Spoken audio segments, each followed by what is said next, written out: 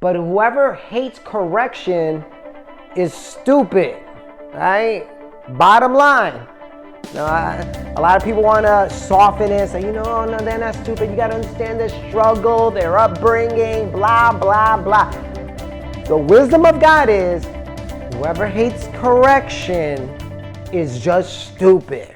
Preach the word and none of that hate gon' work. Hold up. Now I don't know what you heard, but don't believe anyone that can't show you the word. Proverbs 12. We're going through the wise saying of Solomon. And this one, right from the beginning, it's a nuclear bomb. All right, here we go. Verse 1. Whoever loves discipline loves knowledge. So if you love discipline, if you love being corrected, it's because you love knowledge. You want to do what's right. But the opposite is true. But whoever hates correction is stupid, right? Bottom line. A lot of people want to soften it and say, oh, no, they're not stupid. You got to understand their struggle, their upbringing, blah, blah, blah. The wisdom of God is whoever hates correction is just stupid, right? Don't try to redeem them. That's a come. Look, if you encounter somebody in your life that somebody shows them in the Bible, 2 or 3 witnesses in the Bible, 2 or 3 witnesses among their peers, and yet they still don't want to change, I don't care what it is, but usually a sinful act. Let's just say it's drug use or laziness. They don't want to correct it. They've been corrected, but they don't want to correct it. You don't have to get all psychological. No, bottom line is they're just stupid. So when you encounter somebody like that, especially if you're looking for a mate, that should be a red flag. Stay away from this person. There was a verse last week about their safety in the multitude of counselors. These people have counselors, people telling them, and yet they don't want to accept the correction. They're stupid. And you know what's so funny? After these stupid people endure the punishment for their stupidity, they'll come up to the people that try to correct them and say, you know what? I was wrong all the time. Whoever hates correction, point blank, they're just stupid. Let's not try to minimize it. Let's not try to, be politically correct. That's the mentality you got to have to somebody when they're shown in the word or 2 or 3 witnesses confront them about something and they don't want to hear you. Okay? Let's go on. Good people obtain favor from the Lord. If you're good, God will bless you. But he condemns those who devise wicked schemes. So those people that are plotting, things, to deceive people, to steal from them, to lie to them, to, commit adultery or whatever. God's going to condemn those. So that's how come you don't want to be in those people's shoes. Next verse. No one can be established through wickedness. If you think you're going to do something that's wicked and you're going to prosper, you might prosper for a season, but you're not going to be established in it. You might get your money, you might get your fame, but you're not going to be established. No one can be established through wickedness. If you're like one of those dictators that oppresses the people and taxes them to death and steals their property, you might prosper for a season, but you're not going to be established. I still remember in the 2000s, there was a dictator in Libya named Gaddafi, and he was a dictator for 30 years. And, he ruled over his people. He was a military dictatorship. But in the end, he got beat up, caught, and dragged around the street like a dog. He was not established. Oh, yeah, he prospered, but he was not established. But the righteous cannot be uprooted. So if you're righteous, you cannot be uprooted. While the wicked, they might be blessed for a season, you will stay all the days of your life. You'll be established. A wife of noble character is her husband's crown. A man that's married to a woman that's of noble character, that's a crown to a husband. Let me tell you, Nowadays, it's not like that, you know. So when you meet a man and his wife has a noble character, she's pure, she's she presents herself well in manners, in appearance. It says that that's a crown to a husband. The people around us say, wow, that guy, he really got something special. But here the opposite is true. But a disgraceful wife is like decaying his bones. You know, if a man's married to somebody who's like whorish, you know, she's flirtatious, she's disrespectful. It's a disgrace. It's a disgraceful wife is like decaying his bones. It's like, you know, his bones is like he's withering while he's married to her. So as a wife, what do you want to be? You want to be a wife of noble character or a disgraceful wife? You know, that's your choice. And men, when you seek a wife, you better make sure she is of a noble character. Not, well, she's very pretty, but you know, she's very disgraceful, but I overlook that. No. She'll be a decay to your bones. It'll wear you out. Verse 5, the plans of the righteous are just. You know, it's pretty straightforward. When righteous people plan something, it's not to hurt anybody, it's not to injure anybody. Their plans are right. But the advice of the wicked is deceitful.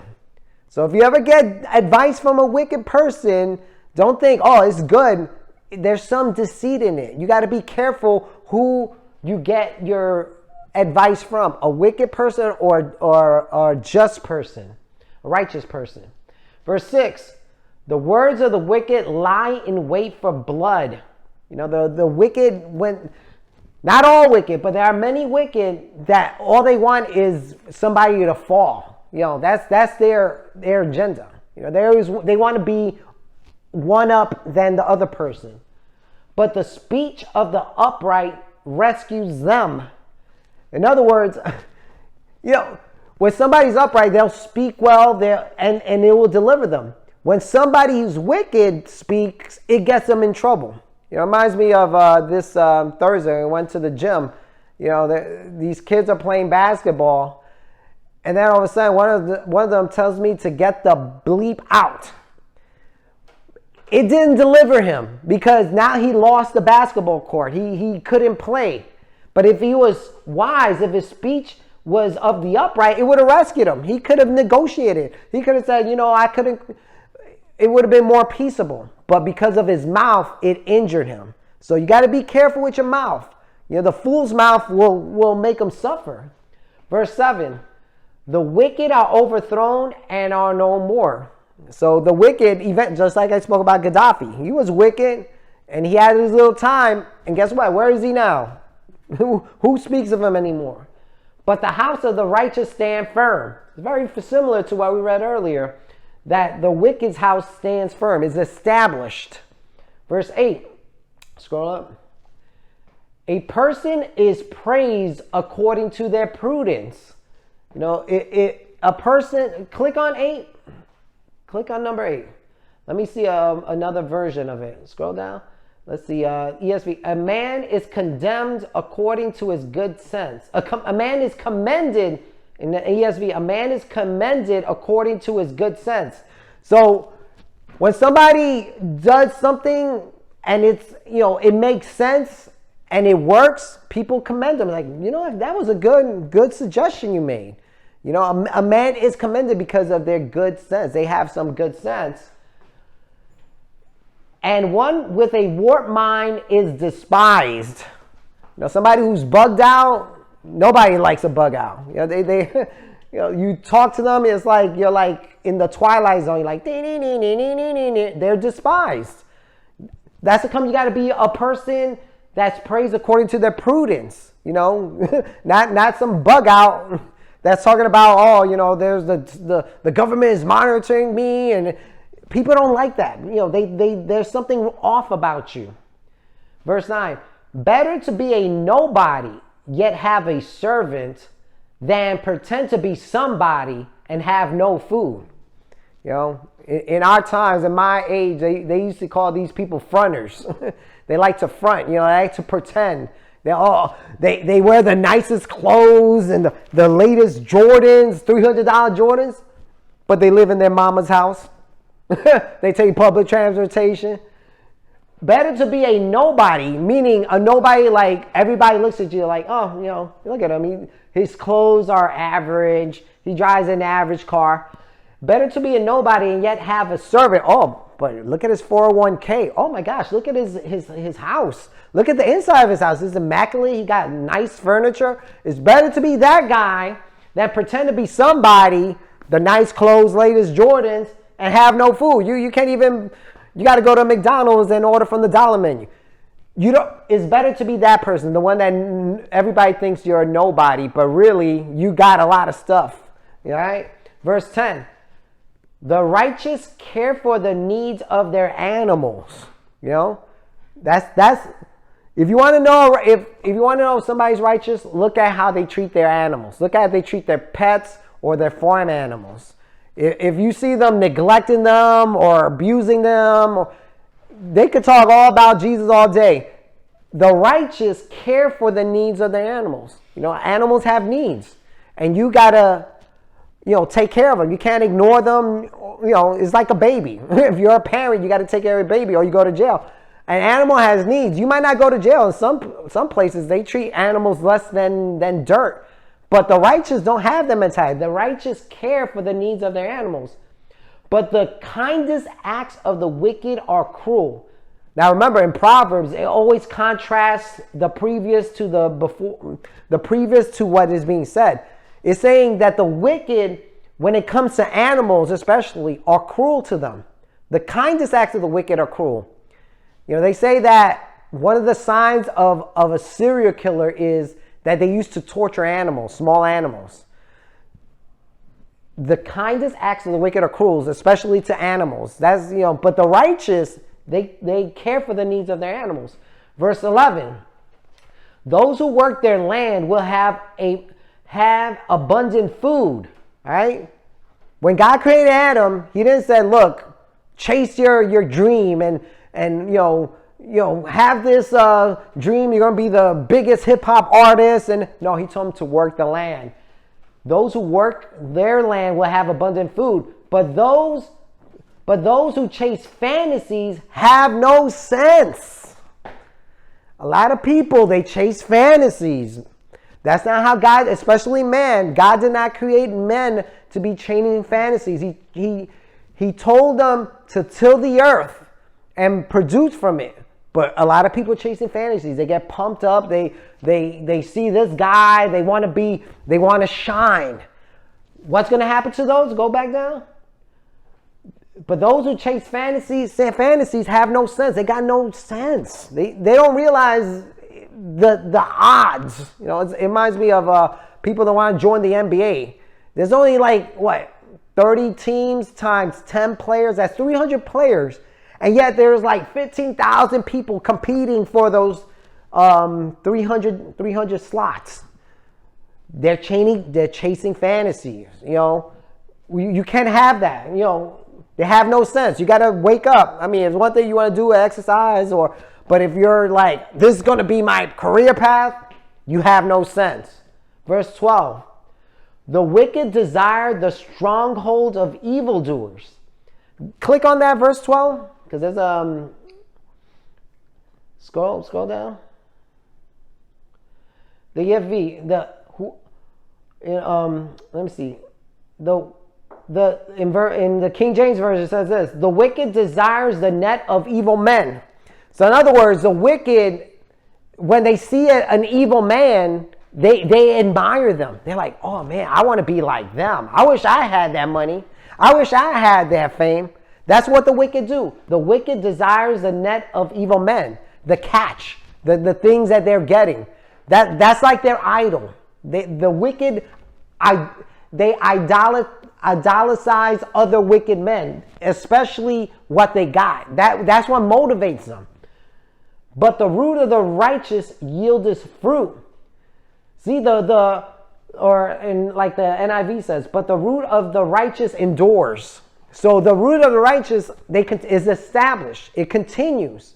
You know, so that's why you want to make sure you're righteous, not the wicked. Go back. Verse 13. Evildoers are trapped by their sinful talk. In other words, evildoers like to run their mouth, and their mouth is going to trap them. They're going to be in trouble because they like to run their mouth. And so the innocent man escapes trouble.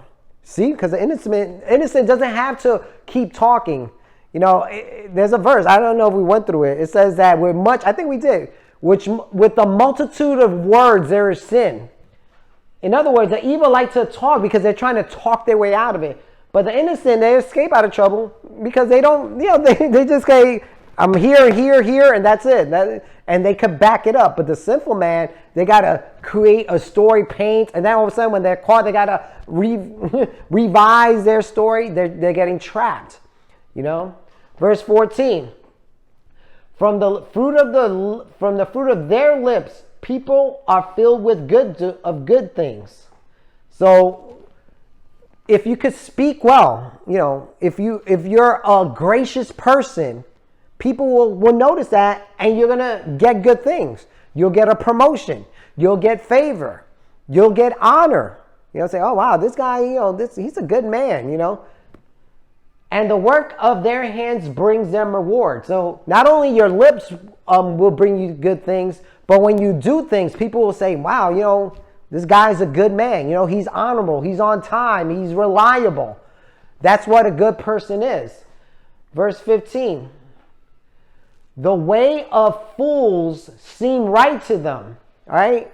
When you encounter somebody who's foolish, just like the verse 1, that the stupid guy, they don't accept correction. The way of the fool seems right to them. They think they're going down the right path. They're like, I heard you, but I don't care. I know this is right, at least for me. Yeah, the Bible says that, but it's right for me. The way of the fool seems right to them, but the wise listen to advice. It's just like in verse 1. The wise heed correction. The wise listen to it. They say, I'll take your opinion into consideration. I'll take your view into consideration. I'll take what the Bible says into consideration. But the way of fool, they don't care. They do what's right to them. Verse 16. Fools show their annoyance at once. You know? So a fool, when somebody does something to them or say something to them, they'll get annoyed like this. All of a sudden, you know, they'll be easily provoked. They're like, oh, no. But the prudent overlooks an insult. So in other words, when a prudent or a wise person is insulted, they'll overlook it. Okay, whatever. But the fool, he'll go berserk. He'll show his annoyance at once. He'll express his displeasure at once. So we gotta apply that in our lives, because eventually somebody's gonna say something that's insulting to you. Somebody's gonna annoy you. And your reaction will tell you if you're a fool or you're a wise person, or a prudent person in this case. Verse 17, a honest witness tells the truth. I mean, that's pretty, but a false witness tells lies. Okay, that's pretty, I mean, there's not much to explain there. Verse 18, click on 18. I'm going to go to King James on this one. Go scroll down. There is that, there in the KJV, there is that speaketh like the piercings of a sword. In other words, sometimes somebody says something and it's like a dagger to people. It's not very nice. It's not very pleasant. They could have said the same thing in another way, but instead they say it in a piercing way. He said there is that speaketh like the piercing of the sword, but the tongue of the wise is healing. In other words, look, there's ways to say things, but there's a way to pierce somebody, and there's a way to say it that's healing. So we got to be careful with our tongue. We cannot just say, snap out of it. You know, I'm just trying to think something. We could say, you know what? You know, do you want me to be with you, encourage you? What do you need? That's better. That'll bring healing. But if you're like, snap out of it, especially with that tone, it pierces them. So you got to be careful what you say. You should ask God, look, God, I want to say what I want to say, but help me to say it. Don't just say something and it pierces, okay? Click back. 19. Truthful lips endure forever. Whoever speaks the truth, they're going to endure forever. Because the Bible says liars are going to have their part in the lake of fire. But not only that, on earth, people like truthful people. People like honest people. Even to this day, Abraham Lincoln is revered as Honest Abe. That's one of his. If you put a moniker on him, it would be that he's honest. Truthful lips endure forever, but a lying tongue lasts only a moment. In other words, see, a liar think they could get away with it. They'll lie because they think they could get away with it. But you know what? Eventually, the truth comes out, and it only lasted for a moment. That's come. It's better not to lie because it's going to come out anyway. Might as well just say it as it is rather than try to lie. I watch all these. Sometimes I watch these confessions, and the person is known to have done it, and they're trying to lie, and they might get away with it because the people don't know yet what happened. But then all of a sudden, the detectives find this evidence, this recording, this phone tracing, and all of a sudden they get arrested. They thought that they got away with it, but it was only for a moment. They're lying, but a lying tongue lasts only for a moment. So don't lie because it's not going to work. Verse 20. Deceit is in the hearts of those who plot evil.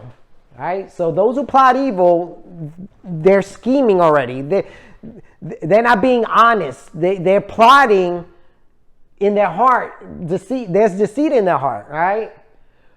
But those who promote peace have joy. Those who promote unity and love, they have joy.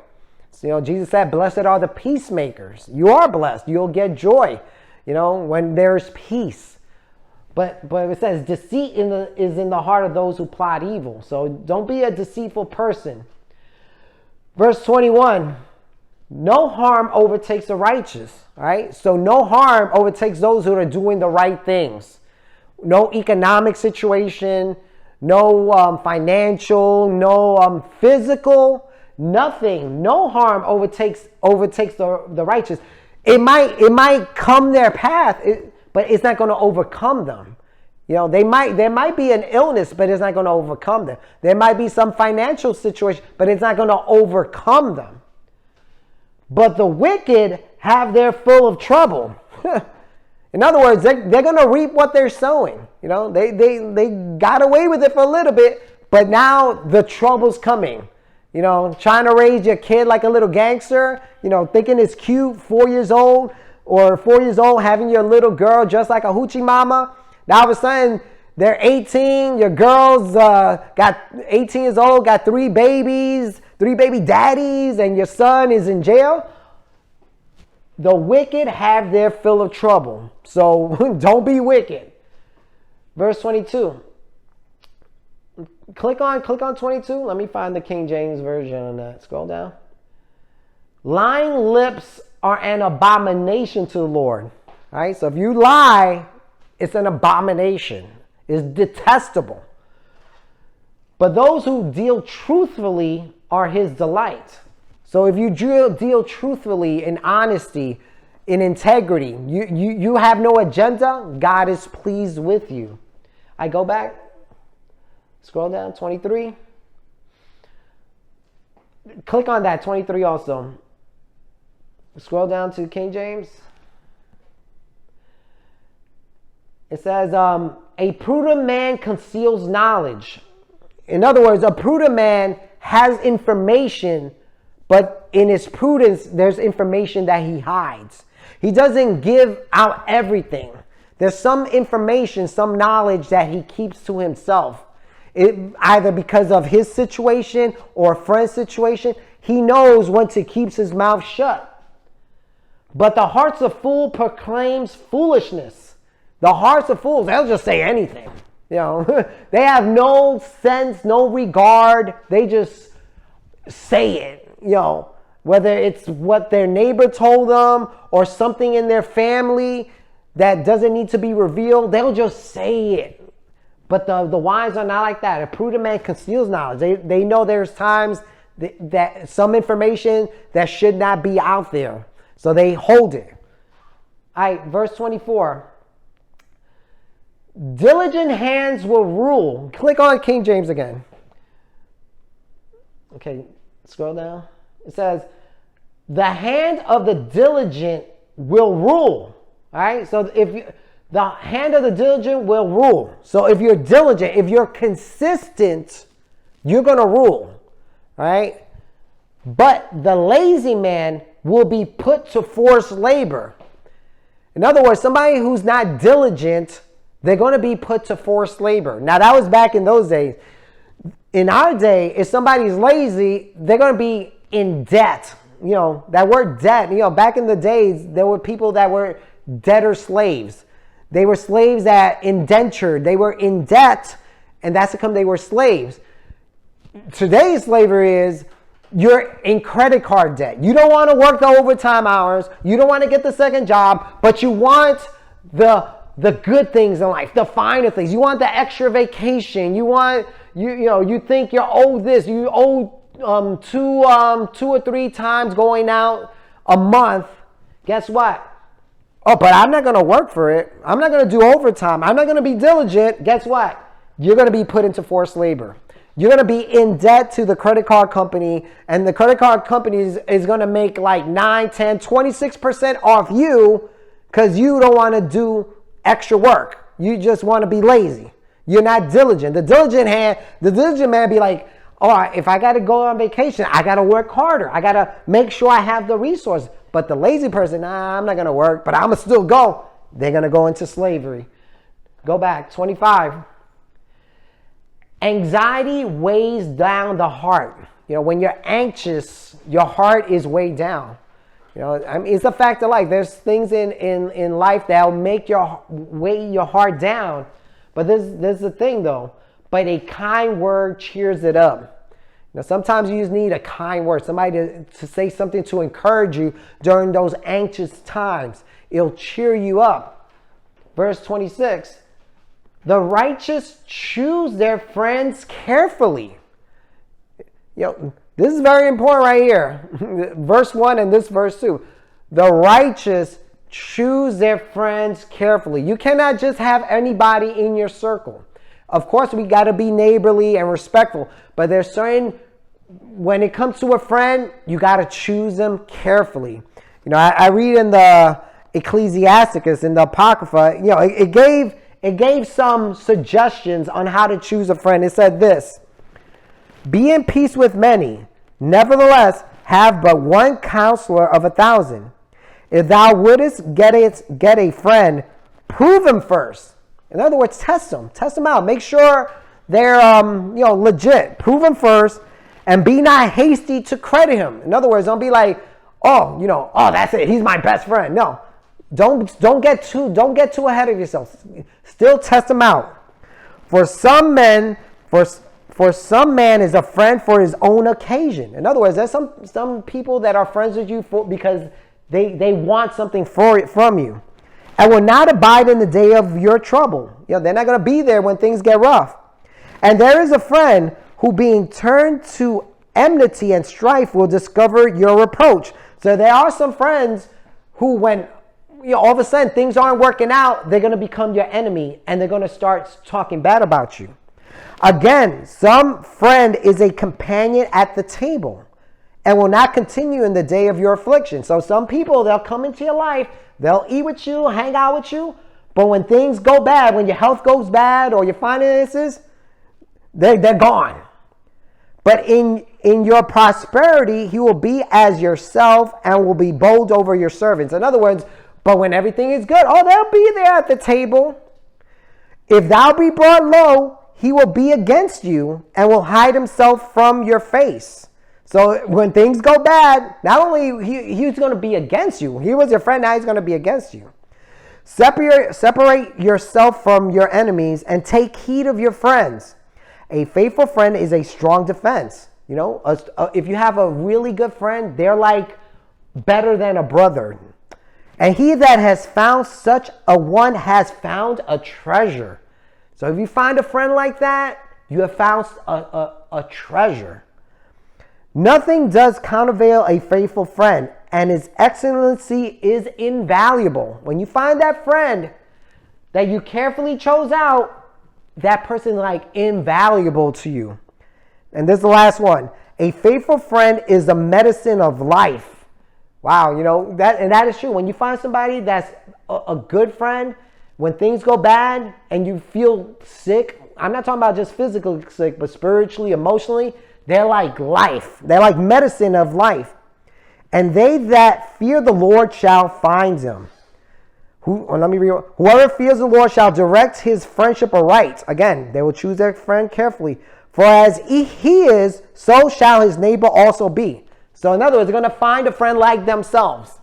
You know, they're not going to be, I'm righteous and my friend here is wicked. No, they're going to choose their friends carefully.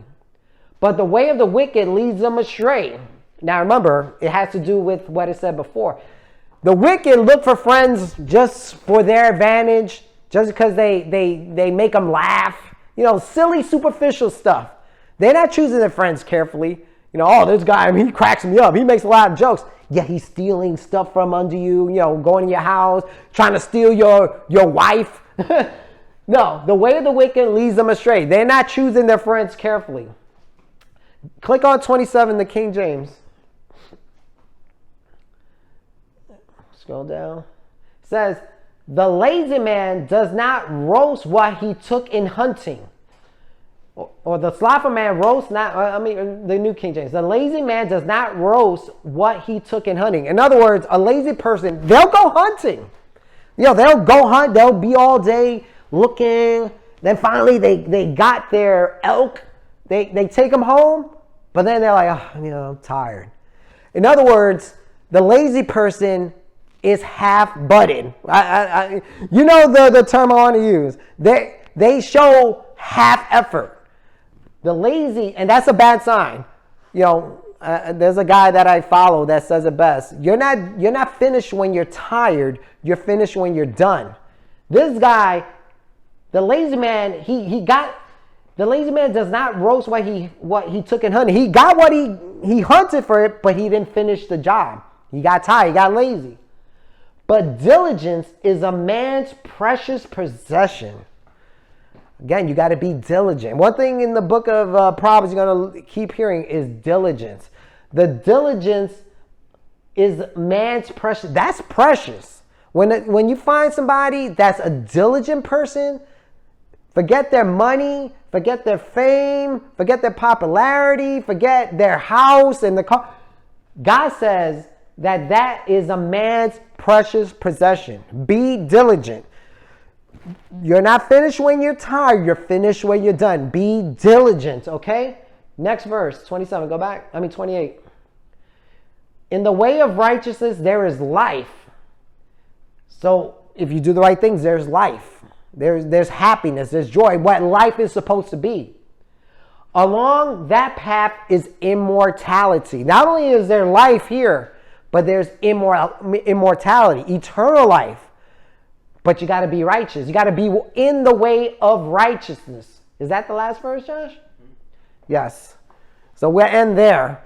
But, you know, I love, like, when a lot of these chapters, whoever wrote the chapter and verses, they put, like, really big bombs in the beginning in the book of Proverbs. And two of them that stood out to me was the first one. That he who hates correction is stupid. You know, bottom line. Let's not try to philosophize and try to be psychological. They're just dumb. And also, we got to choose our friends carefully. We can't just let anybody in our lives. We got to be careful. You know, the ancient men that wrote the book of Ecclesiasticus, they had years and decades and centuries of how to obtain friends. You know, and they warned about friends that are there just for certain. Reminds me of a song in the 80s called Friends. How many of us have them? You know, that's a good song. It'll tell you all types of friends that are out there. You know, I would recommend that song about if you want to understand what a friend is.